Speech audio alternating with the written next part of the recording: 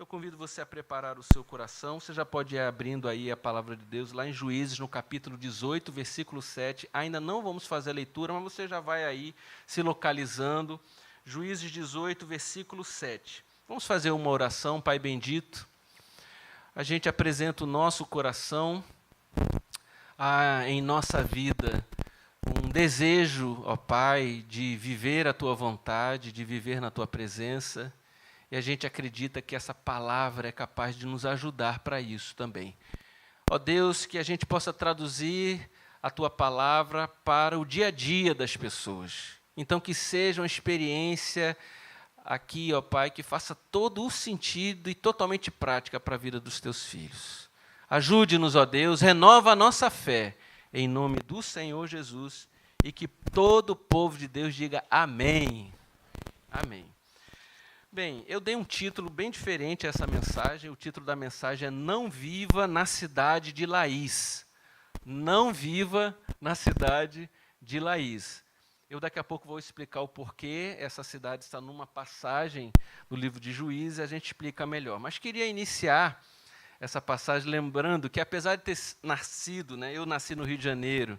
Meu pai é natural de uma cidade aqui do interior de Pernambuco chamada Saloá. Fica a 30 quilômetros de Garanhuns, é uma beleza. É a Massachusetts do Brasil, é a Provence aqui do Brasil, é lindo, não deixem de ir. Tem a Fazenda Brejo, tem lá o maior parque aquático daqui da região, o Water Park lá, vale a pena você ir, é maravilhoso lá o lugar. Mas desde novinho, quando eu ia passar férias lá no interior, desde a época que eu ia visitar os meus tios, até minha avó, que era de lá, me impressionava um hábito, porque é uma ruazinha, um vilarejo, e eles ainda tinham alguns hábitos. Lá para a década de 80, quando eu ia para lá, hábitos muito antigos. Um deles é que eles estavam ali na porta de casa, conversando, e quando ia se aproximando alguém pela rua principal, alguém gritava, é de paz a visita? Aí a pessoa que vinha lá fazia, é de paz. Aí então eles deixavam a pessoa entrar, Outra maneira que eles faziam naquela época, eu achava aquilo mal barato, é que na hora que eles vinham entrando, a pessoa gritava assim de longe da cidade, louvado seja o nome do nosso Senhor Jesus Cristo. Aí quem estava entrando dizia assim, para sempre seja louvado. Significava que estava vindo em paz, A gente podia até repetir isso aqui agora à noite. Vamos fazer assim, eu pergunto, você responde bem alto daí, tá bom? Louvado seja o nosso Senhor Jesus Cristo. E aí a gente sabia, na entrada daquela cidade ali, qual era a intenção daquele que estava entrando. Uma vez, papai estava lavando o carro na porta de casa, papai é delegado de polícia, Então eu só ia lá com ele, se ele tivesse, era os finais de semana, aquela coisa. E um dia estava entrando uma turma, um grupo de pessoas que já tinha informação de que eles estavam entrando na cidade e roubando alguma coisa, saqueando. E eu me lembro que quando o grupo estava entrando, assim, de longe, ele já gritou, epa! Se sumir uma galinha aqui, se sumir uma criação, porque no interior fala assim, se sumir uma criação, uma roupa de um varal, vai todo mundo para a cadeia, viu? Eles olharam, aí deram a volta e foram embora. Eu achei que meu pai era um X-Men ou um Vingador, viu, gente? Foi um negócio assim na hora. Falei, rapaz, meu pai é um personagem da Marvel, Queridos do Senhor Jesus, que de alguma maneira essa mensagem que fala da proteção que a gente precisa ter a uma cidade sirva para lembrar da proteção que a gente precisa ter para com a nossa vida, para com o nosso casamento e para com a nossa família e com a nossa igreja também. Nós estamos presenciando hoje uma grande transformação na civilização que conhecemos. Estamos testemunhando transformações enormes nesse tecido social dessa civilização que a gente conhecia, que certamente não será a mesma daqui para frente. Na virada do século anterior, a gente já testemunhou pelos livros de história que houve uma revolução industrial. No meio do século passado, aconteceu a revolução cultural, depois passou por uma revolução tecnológica, depois passou para a revolução virtual, e hoje nós estamos vivendo uma revolução sociomidiática, porque o trânsito de informações é tão grande e tão rápido, e não há nenhum mediador que possa mediar a informação, como eram os meios de comunicação do passado, que isso tem produzido profundas transformações na mente dos indivíduos e também nas relações da sociedade. Mas diante de todas essas transformações produzidas por essas revoluções, eu pergunto, até que ponto nós vamos nos abrir para essas transformações?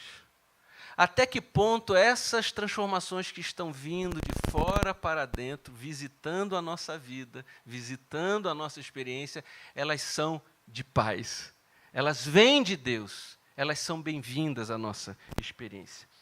Hoje eu quero trazer a história de uma cidade, a cidade de Laís, como uma grande metáfora, uma grande ilustração para que a gente possa fazer um exercício mental aqui em nosso coração de como nós precisamos ter um discernimento com relação a essas transformações que estão acontecendo, para que como elas devem ser recebidas, tratadas na nossa mente, na nossa casa, no nosso casamento e na nossa igreja. Eu convido você a abrir Juízes capítulo 18, versículo 7. Juízes capítulo 18, vamos ler o versículo 7. Deixa eu me organizar aqui. Acompanhe direito a leitura. Eu vou fazer uma leitura aí dando saltos nos versículos, porque vão ser suficientes para a gente conhecer a história geral, e depois eu volto para a gente falar particularmente. E como é uma tradição da igreja, porque esse é o livro dos livros, vamos ficar de pé na primeira leitura de hoje à noite aqui.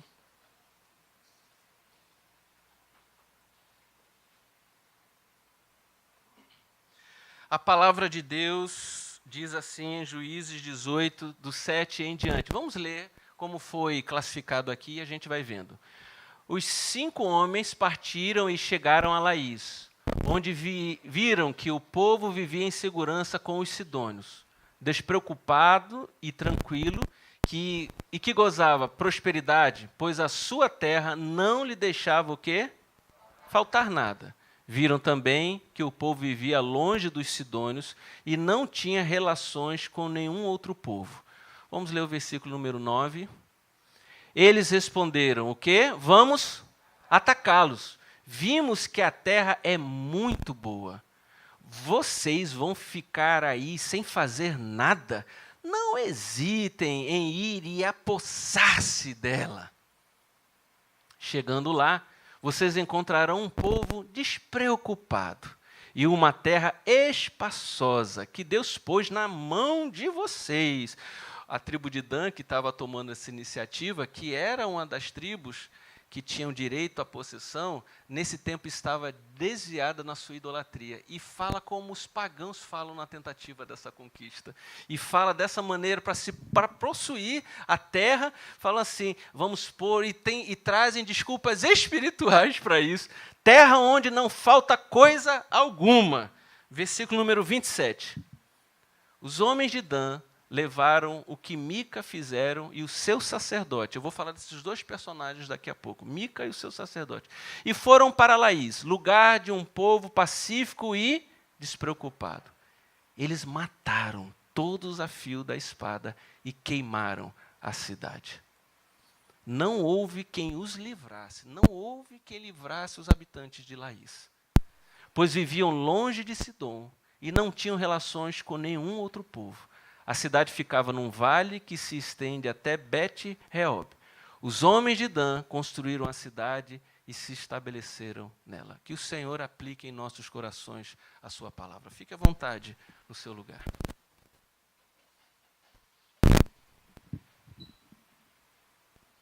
Deixa eu falar um pouco dessa cidade. A cidade era uma cidade muito próspera, uma cidade que havia crescido, e na fase agora do seu desenvolvimento, era uma cidade totalmente pacificada e uma cidade que não estava agora vivenciando uma preocupação mais de ter um grande objetivo. Ela vivia em torno da sua prosperidade. Ela não tinha mais fortificado os seus muros, ela não mais se protegia, ela tinha perdido o discernimento que ela poderia ser atacada, ela vivia numa ingenuidade. achava do que ela tinha conseguido, era a segurança que ela tinha, era suficiente para poder viver para o resto da vida feliz para sempre. Um povo de longe olhou aquilo, viu o que estava acontecendo, invadiu a cidade, se apoderou da cidade e conquistou aquela cidade.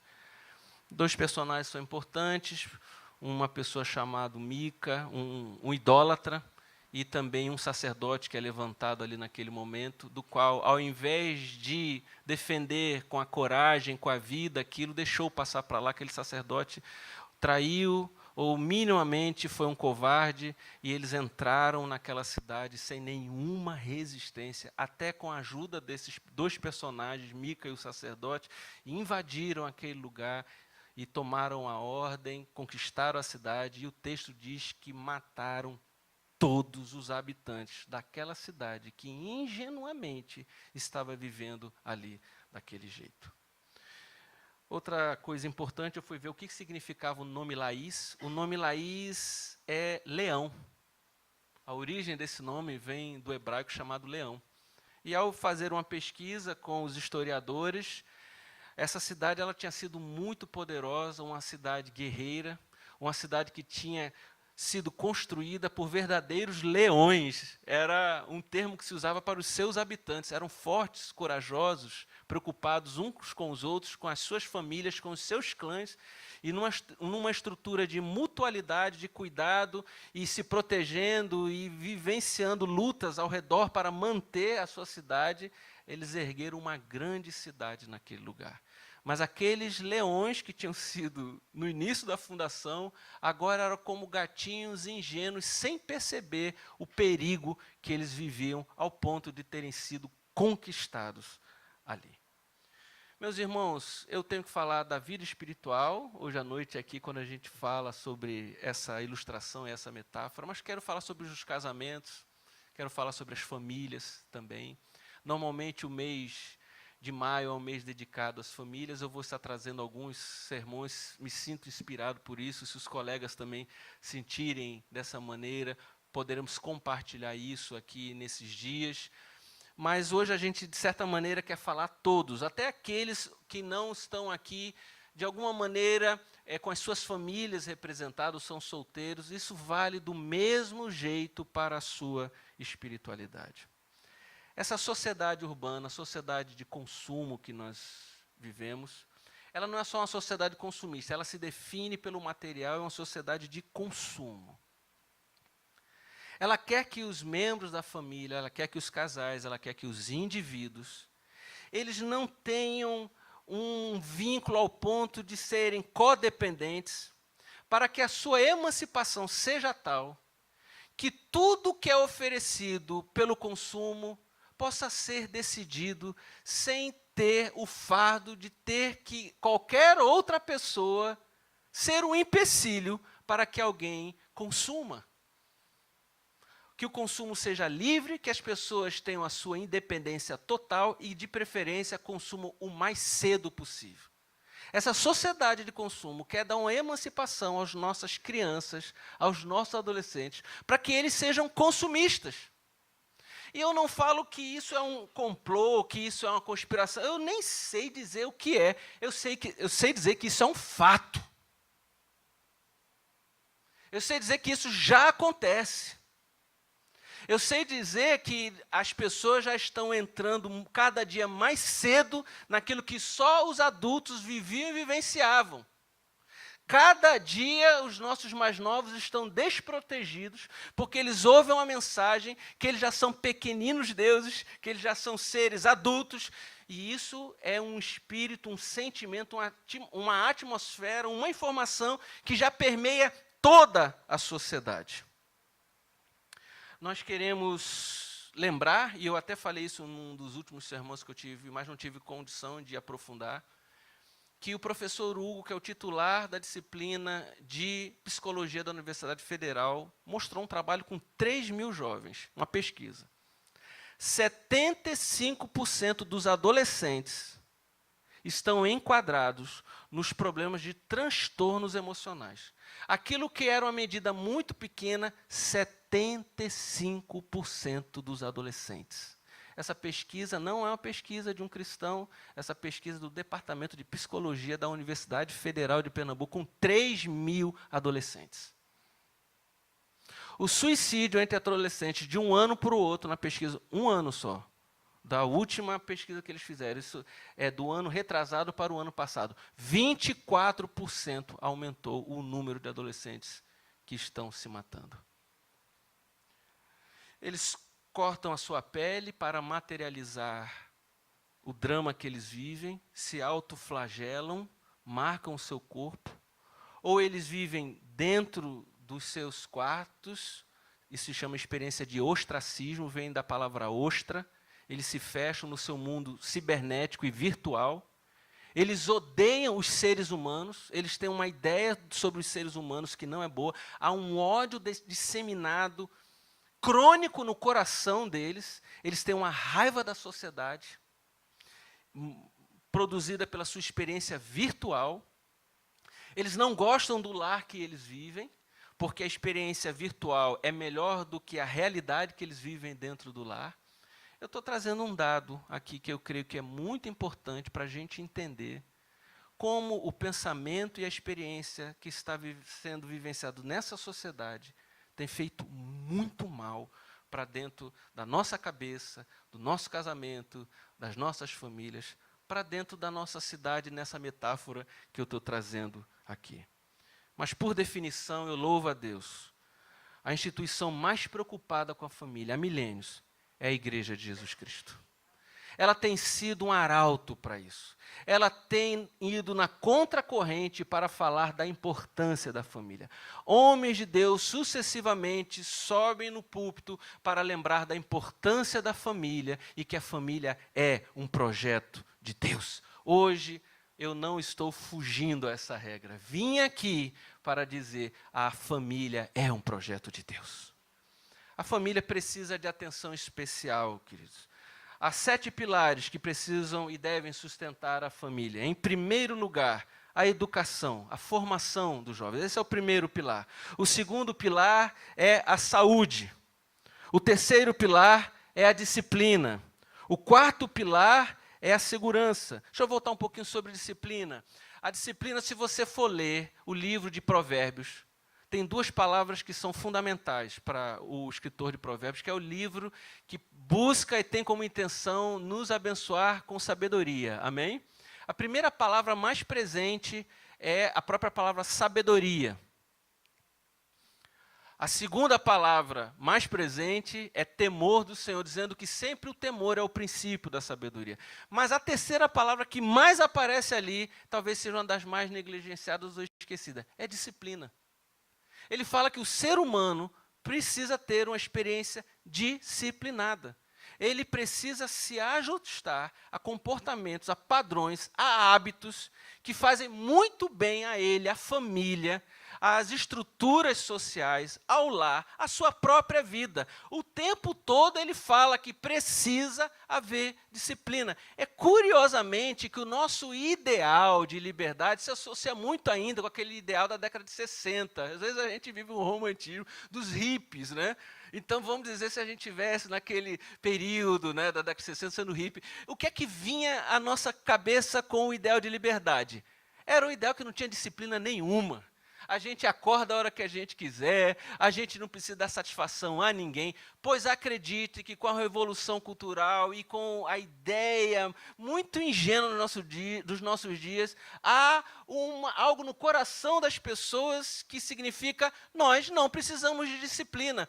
Mas o autor de Provérbios afirma, não há como se prosperar, não há como se conviver com sabedoria, não há como nada progredir se não houver uma total disciplina, um compromisso total com uma vida disciplinada. Hora para acordar, hora para dormir, hora para isso, hora para aquilo, isso primeiro do que outras coisas. E eu estou trazendo aqui ética bíblica, sabedoria bíblica para abençoar os lares, as vidas do indivíduo, em nome do Senhor Jesus.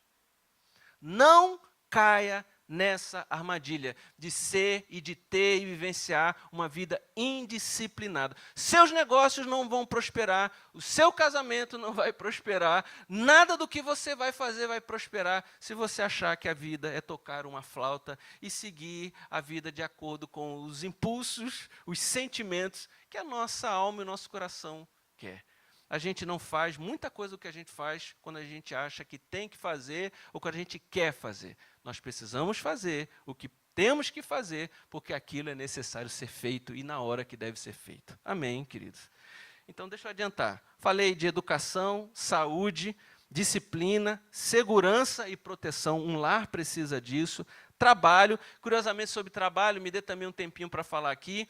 Eu fiquei curioso com esse prêmio de 289 milhões que saiu da Mega Sena, porque as entrevistas, quase que 100%, toda vez que colocava o microfone na boca de alguém, o que você vai fazer quando você ganhar 289 milhões? Eu vou deixar de trabalhar. Era o que todo mundo falava.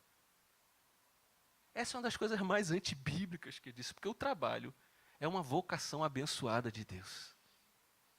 Quando em Gênesis 3,15 o mundo entra naquele processo de caos terrível, uma das soluções, aquilo não é uma maldição não, aquilo é uma solução, é bênção de Deus.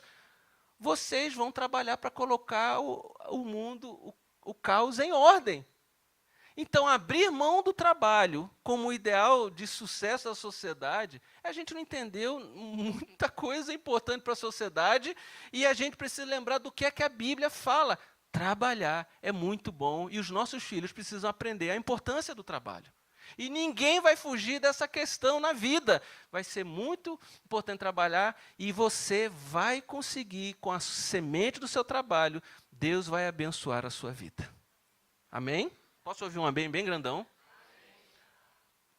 Abrindo um parênteses aqui, eu me lembrei de uma história aqui falando sobre prêmio da Mega Sena. Uma pessoa nova na igreja, né, chegando assim, muito querida, preciosa, não vou dizer quem foi, né, mas eu imagino que não haveria problema. Assim que chegou, sem conhecer o evangelho, sem conhecer, marcou um aconselhamento, falou assim, pastor, na época eu era pastor, eu estou tão feliz em estar aqui na igreja. Olha, esses projetos, essa comunhão, e esses projetos sociais são muito relevantes, eles são muito importantes. Eu quero dizer que eu já estou apostando várias vezes na loteria, porque quando ganhar, eu vou doar tudo para a igreja, vai ser uma bênção, viu? Eu dei uma risada bem gostosa ali. Eu falei, minha irmã, tem outro jeito, assim, melhor para a gente depender e viver, e Deus vai abençoar o seu trabalho, viu, filha? Ali. Uma família precisa de amor, de afeto, de perdão. Em sétimo lugar, uma família precisa dessa espiritualidade da qual a gente está pregando aqui. Família precisa disso. Eu quero falar mais do sétimo ponto aqui, mas saiam daqui sabendo que todos os outros são muito importantes para as famílias aqui também. Eu quero lembrar, meus irmãos, que a espiritualidade é fundamental para as famílias. Como está a vida de oração sua, no seu casamento e na sua família? Vigilância, devoção, serviço cristão, nada deveria interferir nessa prática na sua vida. Nada que a sociedade coloque como prioridade poderia tirar isso do seu coração. Isso é um tipo de influência muito nefasta. Nenhuma ansiedade. Essa palavra é uma palavra que hoje ganhou cores na mensagem pela manhã tão importante. O bispo Roberto Júlio falou sobre ansiedade. Mas uma das minhas descobertas no CR, eu como pastor nem tinha compreensão disso. Como as pessoas são tão ansiosas. No Celebrando a Restauração, ministrando, eu cheguei a ser líder de um grupo, fiquei impressionado com a estatística da ansiedade como algo presente. Pois ela faz parecer que a escassez não permitirá que a gente ponha o reino de Deus em primeiro lugar e a sua justiça, pois isso é uma mentira do mundo, uma mentira do maligno. Vamos repetir o que o Senhor Jesus falou? Pois buscar em primeiro lugar o reino de Deus... Vamos repetir? Eu falo, vocês repetem. Buscar em primeiro lugar o reino de Deus e a sua justiça. E essas coisas serão acrescentadas. Meus irmãos, o mundanismo quer que você seja esse mundano. Ele quer secularizar você, secularizar o seu casamento, secularizar a sua casa, secularizar os seus filhos. É assim mesmo que é a moda dos nossos dias. Não permita. Quem está interessado nisso é a sua própria carne, é o mundanismo e é Satanás, e que tudo isso seja derrotado em nome do Senhor Jesus. Todo cristão maduro sabe que o que une a família não é o vínculo de sangue. O que une a família não é o DNA. O que une a família não é a biologia. O que une a família é o amor que vem do Pai. O que une a família é a presença do Divino Espírito Santo. É algo que Ele tem para nos dar e tem para nos unir. Amém, queridos? Mas quando eu olho para essas transformações que a sociedade tem vivido, eu não sou nem pessimista, mas também não consigo ser muito otimista. Eu sou um realista. Eu sei que Deus sempre vai colocar os dois caminhos na nossa frente. Se a gente ouvir o que Deus tem para fazer, nós seremos abençoados. Se quisermos viver de acordo com o nosso jeito, nós fracassaremos, como a cidade de Laís fracassou.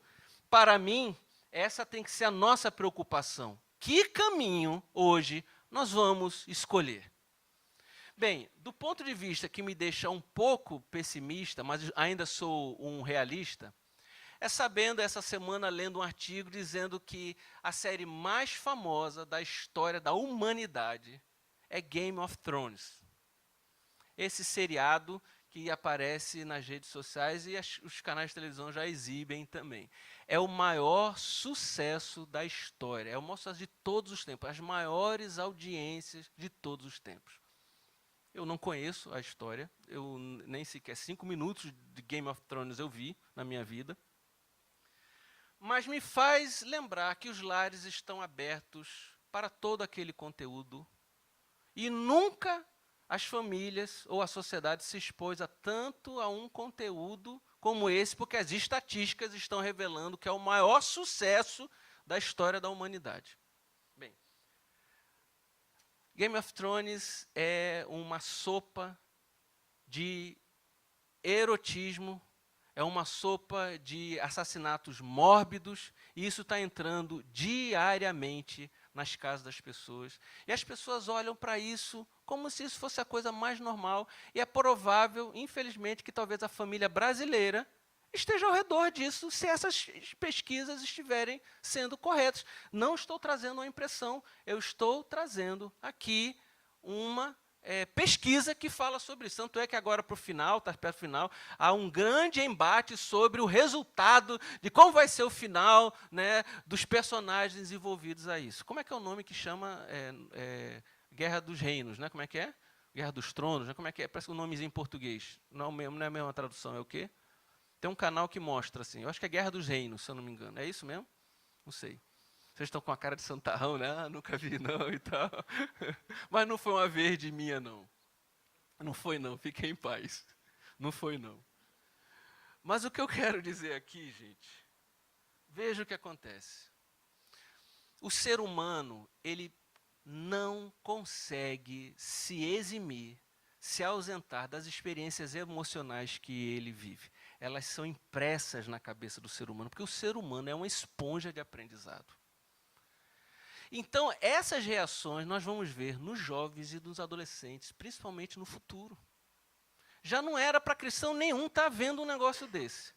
Mas os nossos adolescentes e jovens, se estiverem sendo expostos, e dessa sociedade estiverem sendo expostos, essas almas estão debaixo da égide, do impacto dessas informações no futuro, porque a alminha e o coração deles são completamente ensináveis e impressionáveis com isso. Reagem sem saber que estão reagindo. Pode ver a escalada de violência que o nosso país vive. Vocês acham que isso veio do nada? Isso é cultural. Isso vem através desse tipo de experiência. Eu estou dando só um dado aqui. Nós poderíamos trazer todos os outros dados acerca disso, outro tipo de coisa. A erotização precoce seria uma outra coisa. E todo outro tipo de coisa que pode acontecer. O que eu quero dizer para vocês? Primeiro, abandonem isso. Segundo, cuidem do lar de vocês e do conteúdo que vem entrando na casa de vocês, em nome do Senhor Jesus. E talvez para aqueles que se afligem, essa palavra é fundamental. Qual é a emoção diante dessas coisas que um cristão deve ter? Ele precisa ser alguém aflito com isso. Não dá para a gente, na composição das nossas emoções, fugir da realidade e imaginar assim, eu acho que essa vida colorida é linda, olha que coisa assim. Não, o cristão precisa ser alguém aflito no seu tempo, diante dessas realidades. Porque é esse sentimento que está sendo aqui valorizado por Deus, que se afligia com o procedimento libertino dos que não tinham princípios morais, pois vivendo entre eles todos os dias, aquele justo se atormentava. Esse tormento contra esse tipo de comportamento da sociedade precisa estar em nossos corações. E eu juro para você, vou sair daqui fazendo oração, que eu e você estejamos atormentados com isso em nome do Senhor Jesus, para que a gente não seja como a cidade de Laís, que sejamos invadidos por isso e que sejamos destruídos em nome de Jesus.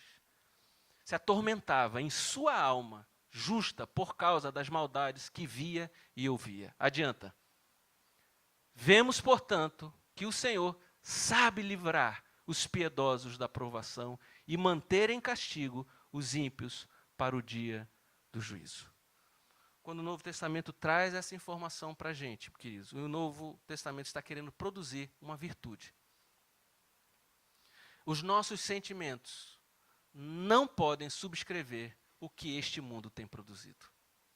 Os nossos sentimentos, eles precisam estar aflitos quando o assunto é a injustiça, o assunto é a maldade, o assunto é a perversão que precisa estar acontecendo. Eu sei que não é popular o que eu estou falando aqui. Eu sei que parece que isso é uma coisa tão diferente do que a sociedade é, mas nós somos e temos uma experiência contracultural. O Evangelho é uma experiência contracultural. Você pode repetir isso? Isso sou eu que estou falando, Leslie Newbigin, e são os maiores missiólogos, são os maiores homens de Deus na história. Repete o que eu estou falando. O cristianismo é uma experiência contracultural. Nós vamos revelar que há um sentimento, uma ética de Deus para a sociedade, para que ela não seja destruída, para que eu e você sejamos sal e luz nessa sociedade, para que nós apresentemos, nós pecadores falhos, esse aqui que vos fala, campeão das falhas, possamos ter esse tipo de sentimento aqui e lembrar que nós não queremos esse tipo de influência, nós queremos que o Evangelho faça toda a diferença nessa sociedade. Meus irmãos, não brinquem com isso. As famílias são alvo da destruição de Satanás. Satanás quer destruir a sua casa. Ele quer destruir tudo que é vida, tudo que é bonito, ele quer destruir, porque ele veio para matar, roubar e destruir. E aquilo que ainda não foi saqueado, aquilo que não foi morto ou roubado, ele coloca como alvo para a sua ação. E ao contrário da cidade de Laís, que ninguém estava preocupado com os seus muros ou com a sua fortaleza, a Bíblia traz outras ideias. Que sejamos atalaias, sentinelas. Lembram disso? Pessoas que ficam do alto do muro, olhando, depois com o tempo, não tem um tempo aqui. Lê Ezequiel capítulo 3, Jeremias 6, Ezequiel 22, do 23 ao 31. Ele fala assim, vocês são atalaias, fiquem como sentinelas olhando, guardem a cidade. Inclusive, quando ele fala, fiquem na brecha, como uma pessoa, ele está falando que cada cristão pode ser o exército de uma pessoa só nesse mundo, que se for um atalaia, se for um sentinela, se tiver ligado, ele conseguirá salvar a sua casa. Assim foi Noé. Assim foram outros personagens bíblicos. O exército de uma pessoa é um exército que com Deus vai fazer toda a diferença e será vitorioso. Amém, meus irmãos? Repete uma frasezinha que eu escrevi aqui. Diante da família unida em Jesus, até gigante vira formiga. Se tivermos reunidos nele, com o evangelho dele, olhando para ele, a gente vai ser e viver a transformação que ele quer para esse mundo. Há esperança, meus irmãos. Eu creio de todo o meu coração que sempre haverá esperança, porque sempre os dois caminhos estão diante de nós. Que hoje você deixe de ser a cidade de Laís e viva a cidade, não daquele leãozinho adormecido e que parece que foi do passado. Que você deixe de ser a cidade de Laís e viva na cidade do leão da tribo de Judá.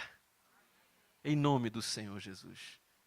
Essa mensagem é a mensagem do Evangelho do Senhor Jesus. Onde é que Laís, onde é que o Velho Testamento ia culminar em Jesus Cristo? De várias maneiras. Primeiro, porque Ele é o Senhor das oportunidades, amém, gente? Primeiro, porque Ele morreu para que a gente não vivesse as consequências do nosso pecado também, amém, meus irmãos? Se aquele sacerdote foi um desertor, há um sacerdote hoje que não deserta. Há um sacerdote que não é covarde. Esse sacerdote, mais do que seus pastores que estão aqui, os líderes do grupo de vida, esse sacerdote é Jesus Cristo.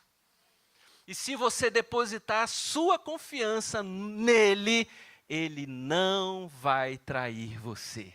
Ele não deixará que a sua cidade, que a sua vida caia nas mãos da tribo de Dan. Ele deu e dará, ele deu a sua vida e vive em sua casa para que a sua casa não seja entregue a essas ideias. Louvado seja o nome do Senhor Jesus. Ele veio para se sacrificar pelo mundo. Ele veio porque Ele ama o mundo inteiro e Ele olha para esse mundo, para que este mundo não seja uma Laís. Tomara que a gente leve milhares e milhares e milhares para Jerusalém celestial. Tomara que esse sermão hoje desperte esta necessidade em Cristo de que a gente seja um seguidor do Senhor, porque Ele tem planos maravilhosos para a nossa vida e para o nosso futuro. Esse é o amor do nosso Pai. Não há projeto melhor para alguém viver do que viver aos pés de Jesus Cristo. Jovem, você que está ouvindo, não construa o seu futuro como se fosse essa cidade de Laís que está ouvindo. Ah, pode ser qualquer coisa, tudo que vem lá de fora é bom. Não é não. Hoje, tome a decisão de colocar o Evangelho de Jesus no seu coração. Falar, eu vou construir a minha vida, a minha cidade, ela vai ser a cidade de Jesus. Amém? Ele fala isso quando ele traz a parábola da casa construída sobre a rocha. É como se fosse a cidade construída sobre a rocha. Tem gente que está deixando o mundo vir com as suas ideias e construiu a sua casa sobre a areia.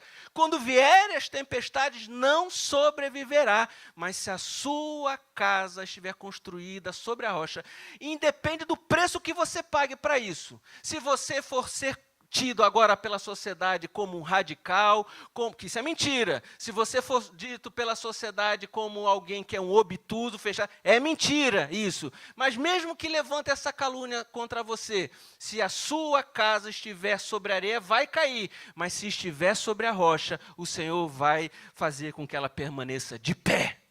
E é melhor agradar a Deus do que agradar aos homens. Amém?